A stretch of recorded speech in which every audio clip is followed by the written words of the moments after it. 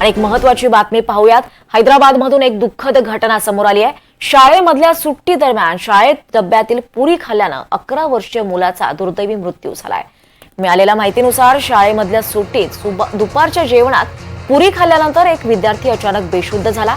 त्याला तातडीने रुग्णालयात दाखल करण्यात आलं, मात्र उपचारादरम्यान डॉक्टरांकडून 11 वर्षाच्या या वीरेन जैनला मृत घोषित करण्यात आलं आहे।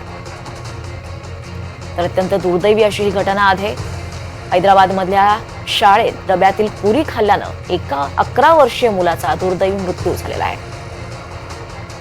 दुपारच्या जेवणात पुरी खाल्ल्यानंतर हा विद्यार्थी अचानक बेशुद्ध झाला आणि त्याला तातडीने रुग्णालयात दाखल करण्यात आलं, मात्र उपचारादरम्यानच 11 वर्ष वीरेन जैनचा मृत्यू झालेला आहे। त्यामुळे परिसरात एकच खळबळ उडाली आहे, हळहळ व्यक्त होतीये। तर अतिशय दुःखद घटना ही हैदराबादमध्ये घडली आहे। 11 वर्षीय मुलाचा दुर्दैवी मृत्यू झालाय।